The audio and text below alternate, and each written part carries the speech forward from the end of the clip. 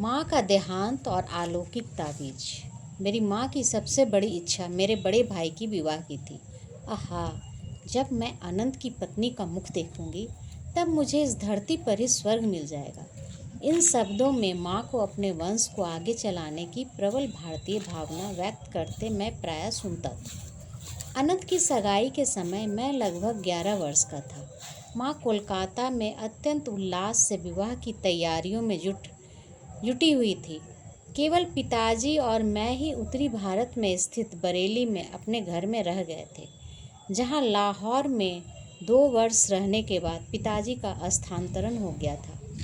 इसके पूर्व मैं अपनी 2 बड़ी बहनों रमा और उमा के विवाह का ठाट बाट देख चुका था, किंतु घर में सबसे बड़ा पुत्र होने के नाते अनंत के विवाह की तैयारियां तो और भी बड़े स्तर पर हो रही थी।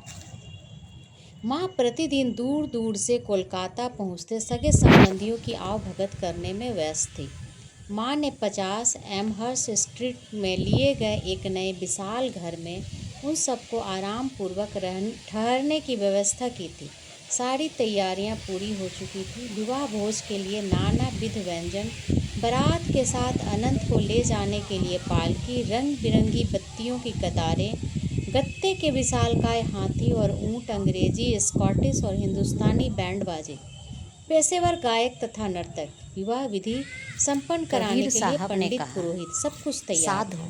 यह मुर्दों का गांव, के उत्साह से पीर भरे मरे, हुए पैगंबर पिताजी मर और मैं गए, समय मर पर गए विवाह जिंदा के लिए जोगी, पहुंचने का विचार राजा कर मर रहे गए, थे, प्रजा परंतु मर उस गए, शुभ दिन मर गए में थोड़े वैद ही और पहले रोगी, मैंने एक चंदा मरी अमंगल है, सूचक सूरज मरी दृश्य है, ध्यान में मरी है देखा। धरनी आकाश, यह 14 बरेली में भुवन के चौधरी अर्धरात्रि मरी के हैं, समय इन्हों था। की मैं क्या पिताजी के आस, साथ जो अपने है बंगले सब के मरने बरामदे वाला में है। सोया यह हुआ मुर्दों था। का पलंग गांव पर है। लगी इसमें मच्छरदानी की विचित्र फड़फड़ाहट मृत्यु सी ध्वनि ऐसे हमारे से पीछे मेरी नींद पीछे खुल आती गई। है कि पतली उसकी मच्छरदानी पदचाप के भी नहीं पर्दे सुनाई खुल गए पड़ती है। और मुझे अपनी कभी भी प्रिय मृत्यु माँ घटित हो दिखाई सकती पड़ी। है। संसार में अपने कुछ भी पिताजी सत्य को नहीं जगाओ। है। संसार माँ की में सब आवाज़ कुछ केवल एक नाशवान है। फुसफुसाहट की मन तरह कहीं लगी। भागता हो, आज ही मान भोर को प्रतिष्ठा 4 में, बजे यहाँ धन से दौलत चलने में, वाली जमीन पहली जायदाद गाड़ी में, तो पकड़ो। सोचो यदि रे मुझे मन देखना क्या चाहते लेगा। हो तो जल्दी करो। इसके बाद वह छाया जो मूर्ति आया अदृश्य हो है, गई। चाहे पिताजी, राजा हो पिताजी, चाहे माँ फकीर हो, प्राण त्याग रही है। सबको मेरे जाना है। आर्त स्वर में व्यास तो जो जग को जीत कर भयकुंठता जाएगा ने वो उन्हें सिंहासन तत्क्षण पर चढ़ जगा कर दिया। जाएगा। सूखते हुए कोई मैंने मोह उन्हें की सारी जंजीर घटना में सुना दी। अपने स्वभाव के अनुसार इस स्थिति को अस्वीकार करते हुए उन्होंने मुझसे कहा, चिंता की कोई बात नहीं, यह तुम्हारे मन का भ्रम मात्र है। तुम्हारी माँ बिल्कुल ठीक है। यदि कोई दुखद समाचार मिल ही गया तो हम लोग कल चल पड़ेंगे। यदि आप अभी तुरंत नहीं चले तो अपने आप को आप कभी क्षमा नहीं कर पाएंगे। तीव्र व्यथा के कारण मेरे मुंह से ये शब्द भी निकल पड़े और न ही मैं आपको कभी क्षमा करूंगा। विषादपूर्ण प्रातःकाल स्पष्ट संदेश लेकर आया। माँ गंभीर रूप से अस्वस्थ, विवाह स्थगित, तुरंत आइए। पिताजी और मैं हतबुद्धि होकर निकल पड़े। रास्ते में जहाँ गाड़ी बदलनी पड़ती थी वहाँ मेरे एक चाचा हम लोगों से मिले। आकार में बड़ी बड़ी होती जाती एक रेलगाड़ी ब्रज गर्जन के साथ हमारी ओर आ रही थी। आंतरिक क्षुब्धता के कारण अपने आप को गाड़ी के आगे झोंक देने का निश्चय अचानक मेरे मन में उठा। मुझे लगा कि माँ की छत्र छाया से वंचित हो जाने के बाद अब अचानक पूर्णतः उजड़ गए इस संसार में को सहने की क्षमता मुझ में नहीं है। मैं माँ से इस संसार में सबसे प्रिय मित्र के रूप में प्यार करता था। उनके संतावनादायक काले नयन, बचपन की छोटी छोटी व्यथा वेदनाओं के समय मेरा एकमात्र आश्रय थे। क्या माँ अभी तक जीवित है? चाचा से एक अंतिम प्रश्न करने के लिए मैं रुक गया। चाचा को मेरे चेहरे पर छाई गंभीरता को भांप लेने में तनिक भी देर नहीं लगी। निसंशय वे जीवित है, पर मुझे उन पर थोड़ा भी विश्वास नहीं हुआ। हम कोलकाता में घर पहुँचे। हमें मृत्यु के अचेतन कराने वाले रहस्य का सामना करा। मैं मृत प्राय सा होकर गिर पड़ा। कभी किसी प्रकार की संतावना को मेरे हृदय का स्पर्श भी कर पाने के लिए कई वर्ष लग गए। मेरी आर्त पुकारों ने साक्षात स्वर्ग के द्वारों को हिला दिया। आखिर जगजननी को आना ही पड़ा। उनके स्निग्ध शब्दों ने मेरे रिश्ते घावों को भर दिया। वो मैं ही थी जिसने जन्म जन्मांतर के अनेक माताओं की स्नेह वत्सलता के माध्यम से तुम्हारी देखभाल की। खोए हुए जिन दो सुंदर काले नैनों को तुम ढूंढ रहे हो, मेरी आंखों में श्राद्ध करने के बाद शीघ्र पिताजी और मैं बरेली की स्मृति में प्रतिदिन भोर में ही मैं अपने बंगले के सामने स्थित मनोहरी स्वर्णिम हरियाली को छाया देते खड़े पड़ जाते तीर्थ यात्रा करते। कभी कभी के श्वेत पुष्प अपनी अंतर्जाल भक्ति से हरित वेदी पर अपने आप ओस बिंदियों के साथ अपने अश्रु बिंदुओं को मिलाते हुए मैं प्रायः उषा को लोकोत्तर अलौकिक प्रकाश निकालता देखा करता। ईश्वर को पाने की तीव्र कसक से मैं तड़प उठता। हिमालय में चले जाने की प्रबल इच्छा मुझ में जाग उठी। मेरे एक चचेरे भाई हिमालय की पावन पर्वत श्रेणियों की यात्रा कर हमारे यहाँ बरेली आए। योगियों और स्वामियों के उस उच्च पर्वत निवास स्थान की कहानियाँ मैंने उत्सुकतापूर्वक सुनी। चलो हिमालय भाग चले, यह प्रस्ताव एक दिन मैंने बरेली में अपने मकान मालिक के पुत्र द्वारका प्रसाद के समझ रखा, परंतु वह ऐसे विचारों से सहमत नहीं था।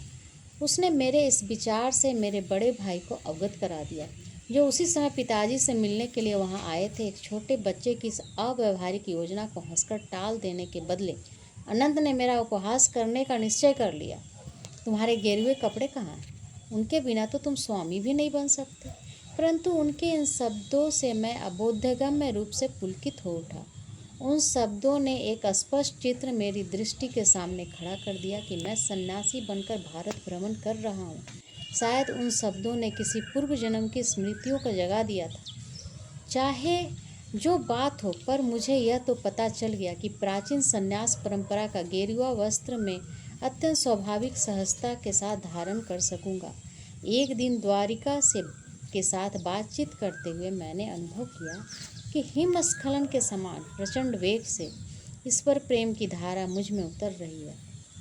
इसके फलस्वरूप शब्दों का जो धारा प्रवाह मुझ में बहने लगा, उसकी और द्वारिका का तो विशेष ध्यान नहीं रहा, पर मैं पूरे मन से अपने आप को सुन रहा था। उसी दिन दोपहर को मैं हिमालय की तलहटी में स्थित दृढ़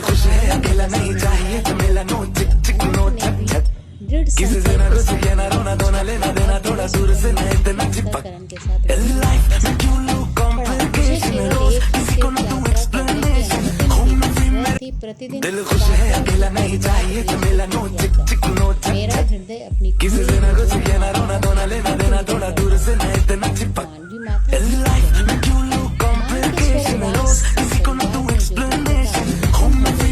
वह कभी भरी नहीं जा सकती। अपने जीवन के लगभग 40 वर्षों में पिताजी ने दूसरा विवाह नहीं किया।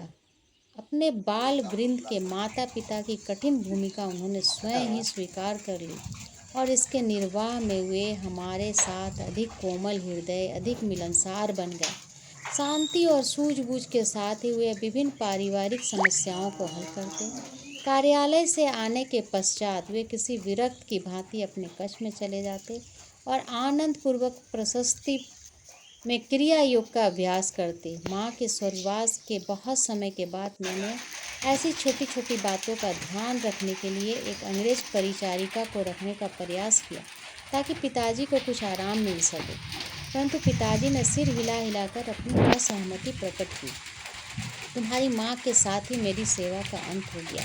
आजीवन एक पत्नी परायणता के भाव में उनकी आंखें खो गई। मैं किसी भी अन्य स्त्री की सेवा ग्रहण नहीं करूँगा। माँ के गुजर जाने के कबीर साहब ने कहा, मुझे क्या हुआ कि वह यह मुर्दों का गांव, संदेश पीर मरे, पैगंबर मर गए, मर गए जिंदा जोगी, उपस्थित थे। राजा मर गए, प्रजा मर गए, मर गए वैद और रोगी, मुझे एक चंदा मरी है, सूरज मरी है, मरी है धरनी आकाश, भाई ने उसमें 14 भुवन के चौधरी मरी हैं, द्वारा उनके लिए पसंद की की क्या कन्या से आस, विवाह जो करने के है लिए सब बरेली मरने से वाला है। कोलकाता यह प्रस्थान मुर्दों का करना था। गांव है, इसलिए एक दिन संध्या को उन्होंने मृत्यु ऐसे हमारे मुझे अपने पास बुलाया कि उसकी पदचाप भी नहीं सुनाई मुकुंद, पड़ती है। तुम्हें यह कभी विलक्षण भी समाचार मृत्यु घटित देने हो सकती है। में मैं संसार में आनाकानी कुछ भी करता सत्य रहा। नहीं। उनके स्वर में संसार में व्यवस्था, सब कुछ नाशवान मुझे है। भय था मन कि कहीं इससे भागता तुम्हारी हो, गृहत्याग मान प्रतिष्ठा की में, इच्छा और धन बढ़ दौलत होती। में, जमीन जायदाद परंतु में, तुम तो वैसे सोचो भी अभी रे मन प्रबल क्या ईश्वर लेगा। प्रेम से ओतप्रोत हो।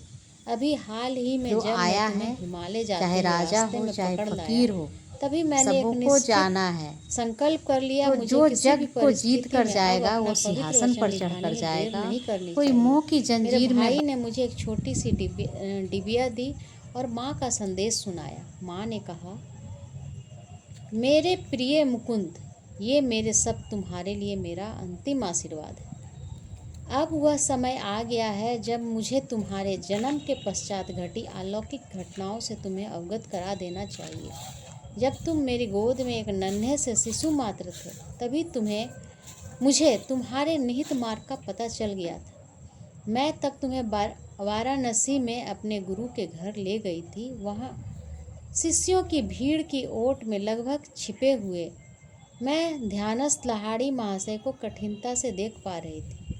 तुम्हें थपकियाँ देते देते मैं मन ही मन प्रार्थना करती जा रही थी कि गुरुदेव को वहाँ हमारी उपस्थिति का ज्ञान हो जाए और वे तुम्हें आशीर्वाद दें। जब मेरी मूक भक्तिपूर्ण प्रार्थना तीव्र हो गई, तब उन्होंने आंखें खोली और मुझे अपने पास आने का इशारा किया। सभी लोगों ने मुझे रास्ता दिया। मैंने जाकर उन परम पवित्र चरण कमलों में अपना सिर रखा। लाहाड़ी महाशय ने तुम्हें अपनी गोद में ले लिया और आध्यात्मिक दीक्षा के रूप में तुम्हारे ललाट पर अपना हाथ रखा। छोटी माँ, तुम्हारा पुत्र एक योगी होगा, एक आध्यात्मिक इंजन बनकर यह अनेक आत्माओं को ईश्वर के साम्राज्य में ले जाएगा। सर्वज्ञ गुरुदेव ने मेरी गुप्त प्रार्थना स्वीकार कर ली। यह देखकर मेरा हृदय आनंद से नाच उठा। तुम्हारे जन्म के कुछ पहले उन्होंने मुझे बताया था कि तुम उनके ही मार्ग पे चलोगे। मेरे माता पिता मेरे पुत्र बाद में तुम्हें एक अद्भुत आलोक के दर्शन उसके साथ का पता भी गुरु शिष्य मुझे और तुम्हारी बड़ी प्राचीन बहन काल से रमा ही को चल भारतीय गया था, संस्कृति क्योंकि की हम विशेषता दोनों रही उस है। वक्त साथ के कमरे इस में खोज के मेरे तुम्हें अपने अपनी सैया मार्ग पर ने निश्चल मुझे बैठा एक देख भगवत रही थी। स्वरूप तुम्हारे सिद्ध पुरुष छोटे के से पास मुखमंडल पहुंचा पर दिया, तेज जिनका सुघर जीवन प्रकट हुआ। जब तुम भगवान को खोजने के लिए हिमालय में जाने की बात कर रहे थे, तब वे तुम्हारी उन आवाज महान में अत्यंत विभूतियों में दृढ़ से निश्चय एक थे ध्वनित जो हो रहा भारत था। का सच्चा इन सब वैभव है। माध्यमों से मेरे ऐसे पुत्र मैं सिद्ध समझ जनों गई ने थी ही कि हर तुम्हारा पीढ़ी मार्ग में सांसारिक अवतरित होकर अपने महत्वाकांक्षाओं से देश दूर है। को मेरे प्राचीन जीवन मिस्र की एक और अद्वितीय बेबीलोन घटना ने के तुम्हें समान इस पर दुर्गति को निश्चिंतता प्राप्त की होने मुहर से लगा दी। बचाया है। वही घटना आज मुझे मुझे याद मृत्यु है, सैया मेरे से यह शैशव काल संदेश में तुम्हें पिछले देने जन्म के लिए की विवश घटनाओं कर की रही है। स्मृतियां मेरे यह घटना है स्मृति पंजाब पटल पर में उभर एक रही साधु थी। के दर्शन की। जब हमारा परिवार और लाहौर में आगे रहता का था, अध्याय तब जानने एक के दिन लिए आप प्रातःकाल YouTube लिंक नौकर पे मेरे कमरे में कनेक्ट कर आया। सकते हैं। मालकिन, एक अजीब साधु द्वार पर आया, कहता है कि उसे मुकुंद की माँ से मिलना है। इन सीधे सरल शब्दों से मेरे भीतर कोई तार माँ के झिंकृत हो उठा। सानिध्य में हम मैं बच्चों का तुरंत बचपन साधु में से ही मिलने बाहर धर्म गई। ग्रंथों उनके के साथ चरणों कटु मधुर को परिचय हो मैं गया। प्रणाम करते अनुशासन की समय मैं आवश्यकता समझ गई पढ़ने कि पर माँ मेरे सामने रामायण कोई सच्चा और सिद्ध पुरुष महाभारत खड़ा से है। प्रसंगोचित कहानियां उन्होंने हमें कहा, सुनाती माता, थी। महान गुरुजन ऐसे तुम्हें यह अवसरों बता पर देना डांट और चाहते हैं शिक्षा कि इस दोनों पृथ्वी ही पर साथ तुम्हारा साथ चलते वास थे। अब अधिक दिन पिताजी नहीं के रहेगा। प्रति तुम्हारी आदर के अगली बीमारी प्रतीक तुम्हारे स्वरूप लिए अंतिम कार्यालय सिद्ध से होगी। उनके घर इसके आने पर उनका स्वागत थोड़ी करने देर के वे लिए मौन शाम रहे। में ही उस माँ मौन के हम दौरान बच्चों को मैंने कपड़े कोई आदि भय या पहनाकर संकट नहीं ध्यान बल्कि पूर्वक महान तैयार शांति करती। अनुभव की। पिताजी अंततः वो भारत की फिर कहने तत्कालीन लगे, बड़ी कंपनियों में से एक तुम्हें बंगाल अपने नागपुर पास रेलवे में अमानत के रूप में उपाध्यक्ष के रखने के लिए समकक्ष चांदी पद का पर एक ताबीज कार्यरत दिया थे। जाएगा।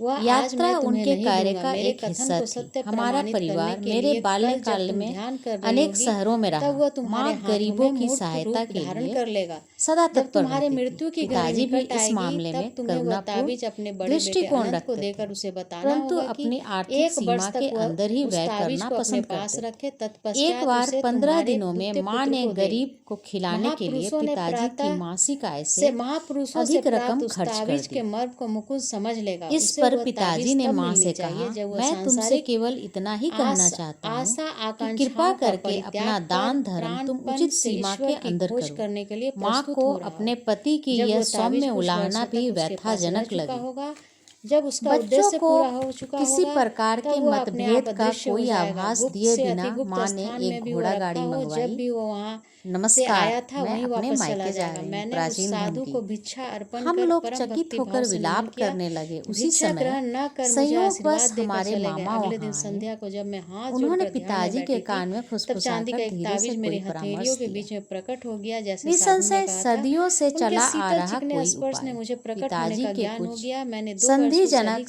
स्पष्टीकरण के बाद सावधानीपूर्वक माँ ने संभाल खुशी कर खुशी रखा और घोड़ा अब इसे गाड़ी अनंत लौटा के दी। पास छोड़े जा रही हूँ अपने रही माता हूँ। पिता के मेरे बीच लिए मेरे कोई शोक द्वारा मत करना, देखे गए क्योंकि मुझे मेरे एकमात्र विवाद का गुरुदेव इस ईश्वर की प्रकार गोद में अंत पहुंचा हुआ। देंगे। अच्छा मेरे बच्चे, परंतु अब मैं एक चलती हूँ। विशेष जगन संवाद माता तेरी मुझे रक्षा याद करेगी। आता है। ताबीज मेरे हाथ में आते ही कृपया ज्ञान अभी का अभी उज्ज्वल घर पर प्रकाश मुझ आई पर एक छा गया। असहाय महिला को देने के अनेक लिए मुझे सुप्त 10 रुपया दीजिए। स्मृतियां जागृत माँ की हो उठी। मुस्कुराहट में ताबीज मनाने की अपनी एक ताबीज शक्ति गोल थी। दिखने में कुछ विचित्र सा 10 और प्राचीन इसलिए लगता था। उस 1 पर रुपया संस्कृत काफी के है। अक्षर खुदे पिताजी हुए ने थे।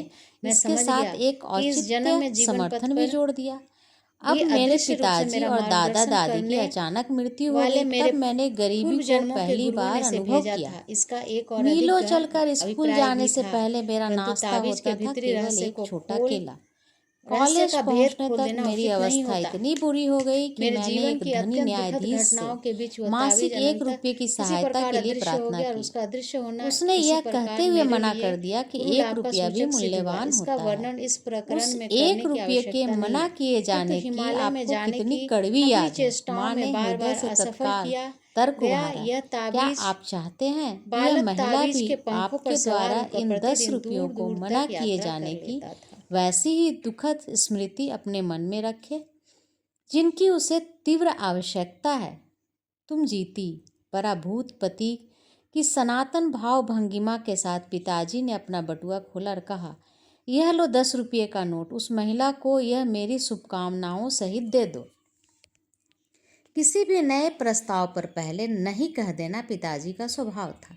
इतनी सहजता से माँ की सहानुभूति जगाने वाली उस अपरिचित के प्रति पिताजी का रवैया उनकी स्वभावगत सतर्कता का एक उदाहरण था।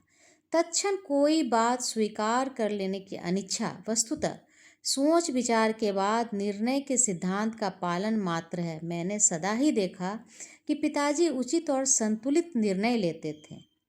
यदि मैं अपने अनेक अनुरोधों के पक्ष में 1-2 अच्छे तर्क प्रस्तुत कर देता तो वे सदा ही मेरी इच्छा पूरी कर देते, चाहे वह इच्छा छुट्टियों के भ्रमण यात्रा की हो या नई मोटरसाइकिल की। अपने बच्चों के बाल्यकाल में पिताजी अनुशासन के साथ दृढ़ता बरतते थे, परंतु स्वयं किसी बैरागी की तरह सरल सात्विक जीवन व्यतीत करते थे। उदाहरणार्थ वे कभी थिएटर नहीं गए बल्कि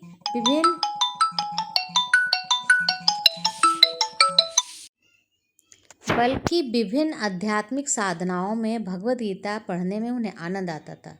उन्होंने सारे सुखोपभोग का त्याग कर दिया, यहाँ तक कि वे जूते की एक जोड़ी का भी तब तक प्रयोग करते थे जब तक कि वह बिल्कुल ही प्रयोग न करने योग्य हो जाए। मोटर कारें साधारण चलन में आ जाने के बाद उनके बेटों ने कारें खरीद ली, परंतु पिताजी प्रतिदिन अपनी ऑफिस जाने के लिए ट्राम गाड़ी की सवारी में ही संतुष्ट रहे। सत्ता या वर्चस्व प्राप्त करने के लिए धन संचय करने में पिताजी की कोई रुचि नहीं थी। कोलकाता अर्बन बैंक का गठन करने के बाद स्वयं अपने लाभ के लिए उनके शेयर रखने से उन्होंने इनकार कर दिया। उनकी इच्छा तो अपने अतिरिक्त समय में केवल अपने नागरिक कर्तव्य का निर्वाह करने की थी। पिताजी के पेंशन लेकर सेवानिवृत्त होने के कई वर्षों के बाद बंगाल नागपुर रेलवे के बही खातों की जांच करने के लिए इंग्लैंड से एक अकाउंटेंट महोदय भारत आए। विस्मित जांच अधिकारी को देख के पिताजी ने उचित समय पर अदा न किए गए किसी बोनस के लिए कोई भी आवेदन नहीं किया। उन्होंने कंपनी को बताया, इन्होंने अकेले 3 आदमियों के बराबर काम किया। पिछली क्षतिपूर्ति स्वरूप इनका 1,25,000 रुपया कंपनी से निकलता है। कंपनी के कोषाध्यक्ष ने उक्त रकम का चेक पिताजी को भेज दिया, पर मेरे पिताजी ने इस घटना को इतना नगण्य माना कि वे परिवार को इसकी सूचना देना भी भूल गए। बहुत बाद में मेरे छोटे भाई विष्णु बैंक द्वारा दिए गए विवरण से इतनी बड़ी धनराशि जमा देखकर पिताजी से इसके बारे में पूछा। भौतिक लाभ से इतना उल्लासित क्यों होते हो? पिताजी ने कहा, समभाव को जिसने अपना लक्ष्य बना लिया हो वह न तो किसी लाभ से उल्लासित होता है ना ही किसी हानि से दुखी। वह जानता है कि मनुष्य इस संसार में खाली हाथ आया है और खाली हाथ ही जाता है। अपने वैवाहिक जीवन के पदार्पण करने के शीघ्र बाद ही मेरे माता पिता एक महान गुरु बनारस के लहारी महाशय के शिष्य हो गए। इस संपर्क से पिताजी के पहले से ही विरक्त स्वभाव को और बल मिला। माँ ने एक बार मेरी सबसे बड़ी बहन रोमा को एक उल्लेखनीय बात बताई। तुम्हारे पिताजी और मैं संतान प्राप्ति के लिए वर्ष में मात्र एक बार पति पत्नी के रूप में सोते हैं। पिताजी लहाड़ी महाशय से अविनाश बाबू के माध्यम से मिले थे। अविनाश बाबू बंगाल नागपुर रेलवे के एक कर्मचारी थे। गोरखपुर में मेरे बचपन में अविनाश बाबू मुझे अनेक भारतीय संतों के मन को तल्लीन कर देने वाली कहानियाँ सुनाया करते थे। वे सदा अपने गुरु की श्रेष्ठतर महिमा के विषय में श्रद्धापूर्वक कुछ न कुछ कहकर ही अपनी कहानी समाप्त करते थे। तुमने कभी सुना है किन असाधारण परिस्थितियों में तुम्हारे पिताजी लहाड़ी महाशय के शिष्य बने थे? गर्मियों के मौसम में एक अलसाए दिन मैं और अविनाश बाबू मेरे घर के आते में बैठे थे। तब उन्होंने मेरी उत्सुकता जगाने वाला यह प्रश्न मुझसे किया। मैं आशा भरी मुस्कुराहट के साथ ना में सर हिलाया। तुम्हारे जन्म के कई वर्ष पहले मैंने अपने वरिष्ठ अधिकारी अर्थात तुम्हारे पिताजी से अपने गुरु का दर्शन करने बनारस जाने के लिए एक सप्ताह की छुट्टी देने की याचना की, पर तुम्हारे पिताजी ने मेरी इच्छा का उपहास किया। उन्होंने कहा, क्या तुम धार्मिक कट्टरवादी बनना चाहते हो? यदि जीवन में आगे बढ़ना चाहते हो तो अपने काम पर ध्यान दो। झाड़ियों में से गुजरती एक पगडंडी से उस दिन उदास मन लिए मैं घर जा रहा था। पालकी पर सवार तुम्हारे पिताजी से मेरी मुलाकात हो गई। उन्होंने पालकी और नौकरों को विदा कर दिया और मेरे साथ चलने लगे।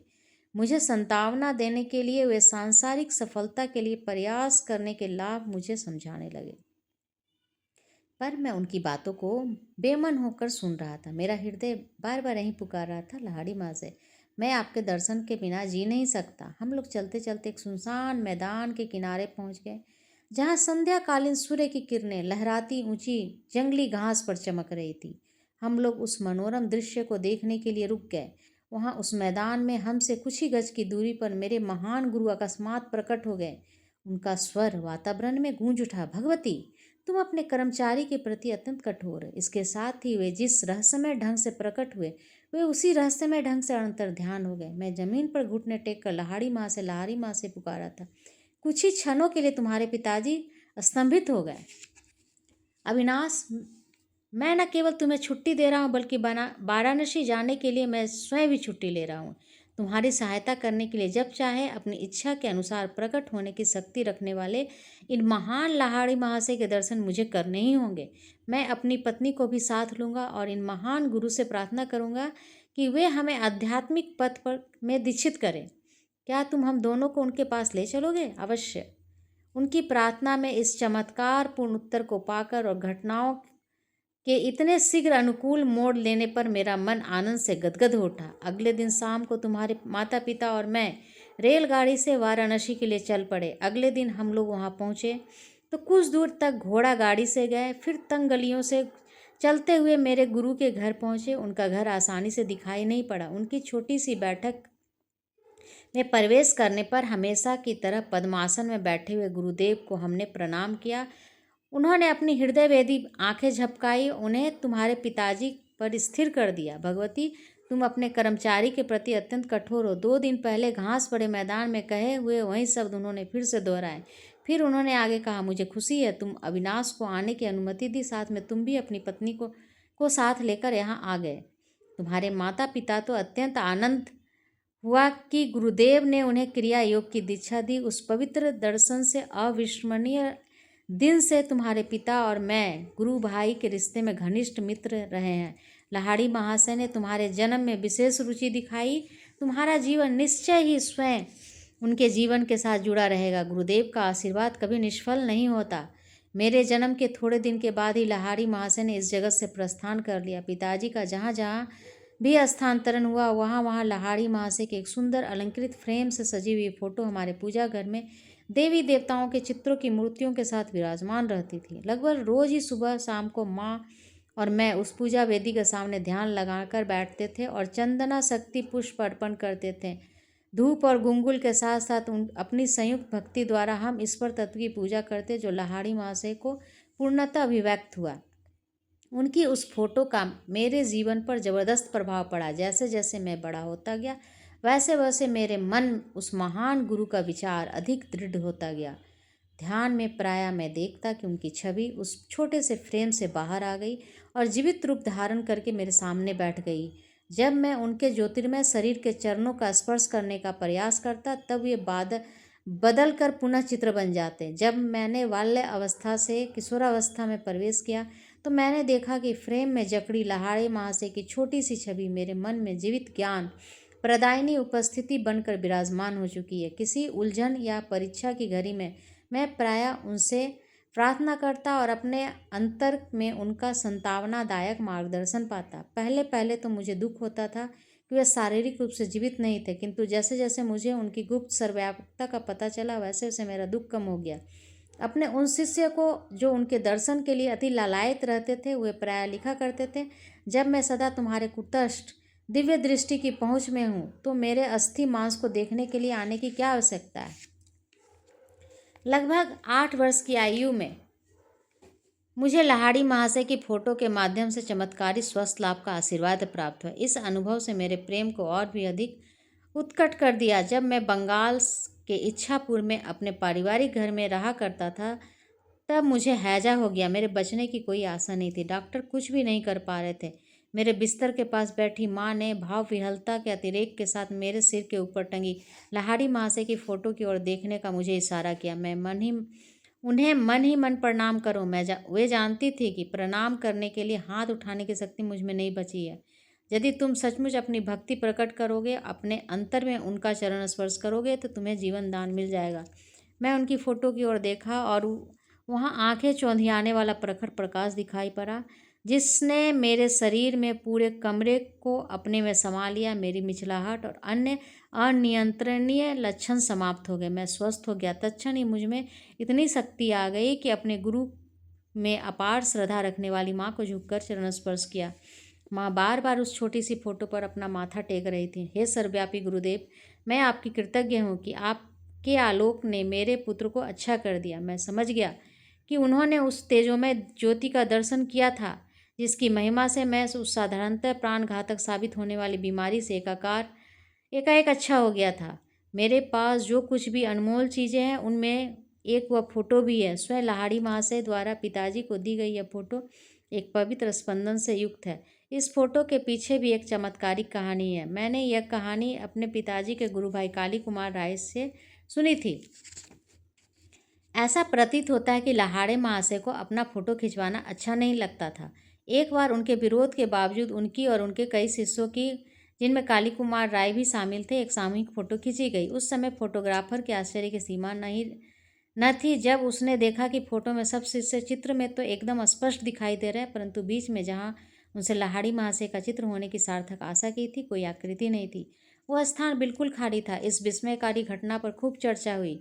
एक शिष्य गंगाधर बाबू ने, जो कुशल फोटोग्राफर थे, डिंग मारी कि लहाड़ी महाशय जो भी कर ले मैं उनकी फ़ोटो अवश्य खींच लूँगा। अगले दिन प्रातःकाल जब गुरुदेव लकड़ी के बेंच पर पद्मासन में बैठे तो उनके पीछे एक कपड़े का पर्दा भी लगा दिया गया। जब गंगाधर बाबू अपने साज सामान के साथ वहां पहुंचे, सफलता के लिए सारी सावधानियां बरतते हुए उन्होंने उत्कंठापूर्वक 12 फोटो खींची, किंतु शीघ्र ही उन्हें दिखाई पड़ा कि हर प्लेट पर लकड़ी के बेंच और पर्दे का चित्र तो स्पष्ट है, पर गुरुदेव की आकृति पुनः कहीं पता नहीं। गंगाधर बाबू का अभिमान चूर चूर हो गया। आंसू बहाते हुए दौड़े और गुरु लहाड़ी महाशय के पास पहुंचे।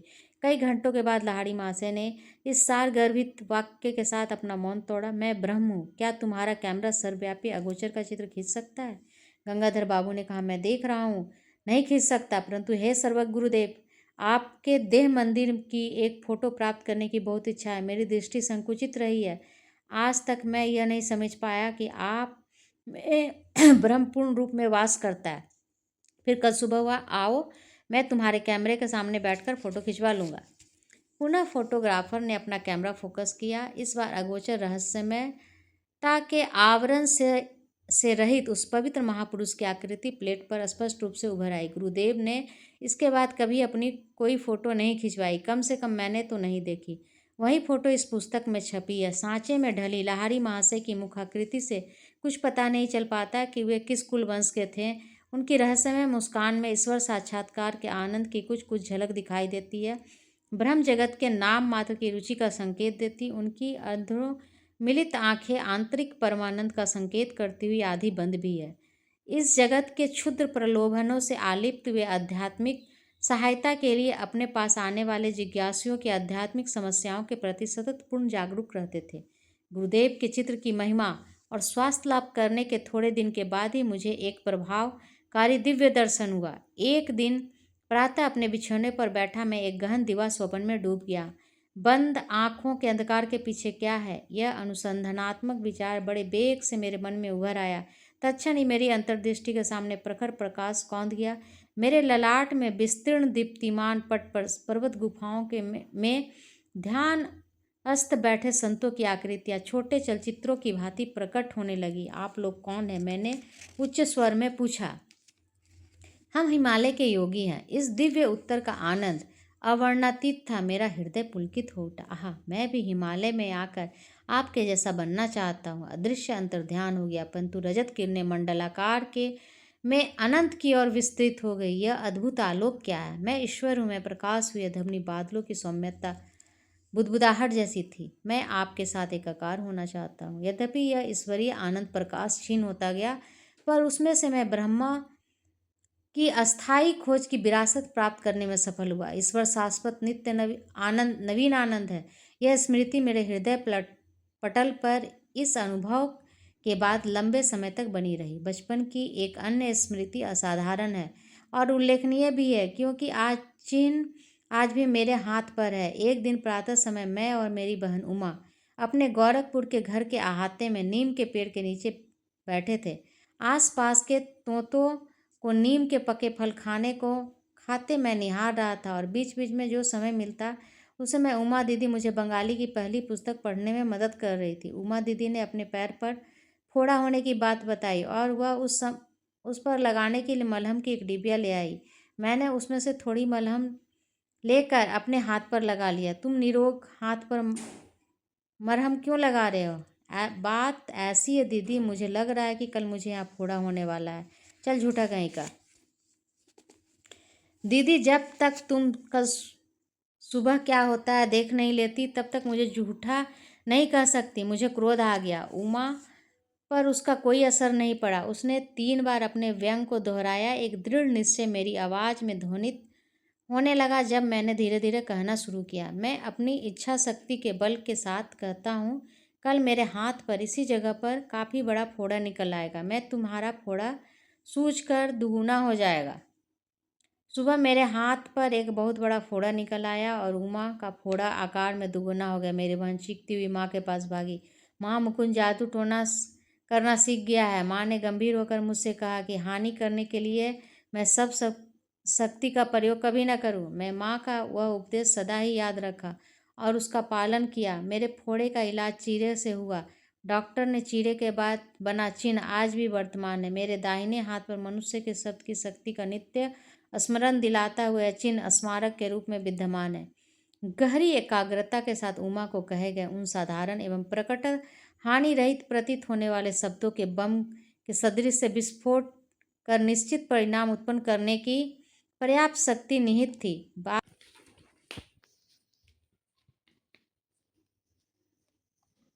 वहाँ मैंने देवी काली के रूप में जगन्माता का एक चित्र प्राप्त किया। हमारे घर की बालकोनी में इस चित्र का अनौपचारिक मंदिर बना।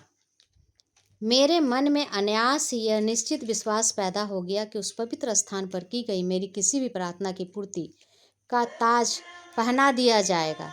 एक दिन वहाँ उमा के साथ खड़ा होकर मैं 2 लड़कों को 2 घरों की छतों पर पतंग उड़ाते देख रहा था। इन दोनों घरों और हमारे घर के बीच एक बहुत ही संकरी गली थी। तुम आज इतने चुप क्यों हो? उमा ने खेल खेल में मुझे धक्का देकर पूछा। मैं ये सोच रहा हूँ कि कितनी अद्भुत बात है कि मैं जो भी मांगता हूँ जगन माता मुझे दे देती है। मैं समझती हूँ वह तुम्हें वो दोनों पतंगे भी दे देगी। मेरी बहन उपहास की हंसी हंसते हुए बोली। क्यों नहीं। मैंने उन पतंगों को पाने के लिए मौन प्रार्थना शुरू कर दिया। भारत में धागों पर मंजा लगाकर पतंगों को खेल खेला जाता है। प्रत्येक पतंग उड़ाने वाले अपने प्रतिद्वंदी की पतंग काटने का प्रयास करता है। कटी हुई पतंग छतों के ऊपर से जाती है, तब उसे पकड़ने में बड़ा मजा आता है। उमा और मैं ऐसी बालकनी में खड़े थे जिसके ऊपर छत थी, दोनों और दीवारें थी, इसलिए किसी कटी पतंग का हमारे हाथ आना असंभव प्रतीत होता था, क्योंकि स्वाभाविक तौर पर उसका धागा छत के ऊपर ही लटकता हुआ आगे निकल जाता। गली के उस पार पतंग उड़ाने वाले ने अपना खेल शुरू कर दिया। एक धागा कट गया, तत्क्षण ही पतंग मेरी दिशा में लपकी। अचानक हवा बंद हो जाने के कारण वह पतंग एक क्षण के लिए स्थिर हो गई। इसी बीच उसका धागा सामने वाले घर के ऊपर उगे नागफनी के एक पौधे में उलझ गया। मेरे पकड़ने के लिए एक पूरा फंदा बन गया। मैंने यह पुरस्कार उमा को सौंप दिया। यह तो केवल एक असाधारण संयोग था, न कि तुम्हारी प्रार्थना का उत्तर। यदि वह दूसरी पतंग भी तुम्हारे पास आ जाए तो मैं मानूंगी। दीदी की काली आंखों से यह तो केवल एक साधारण संयोग था, न कि तुम्हारी प्रार्थना का उत्तर। यदि वह दूसरी पतंग भी तुम्हारे हाथ आ जाए तो मैं मानूंगी। दीदी की काली आंखों से उनके शब्दों की अपेक्षा कहीं अधिक विस्मय प्रकट हो रहा था। मैंने तीव्रता से अपनी प्रार्थनाएं जारी रखी। वह दूसरे पतंग उड़ाने वाले के जोर से झटका मारने के कारण उसका धागा भी टूट गया। हवा में नाचती हुई यह पतंग मेरी ओर आने लगी। मेरी सहायक नागफनी के पौधे ने फिर से धागे को उलझाकर आवश्यक फंदा बना दिया ताकि मैं उसे पकड़ सकूं। मैंने अपना दूसरा पुरस्कार भी उमा को भेंट कर दिया। सचमुच जगन माता तुम्हारी प्रार्थना सुनती है। यह सब मेरे लिए विलक्षण है। दीदी भयभीत मृग शावक की भांति भाग गई।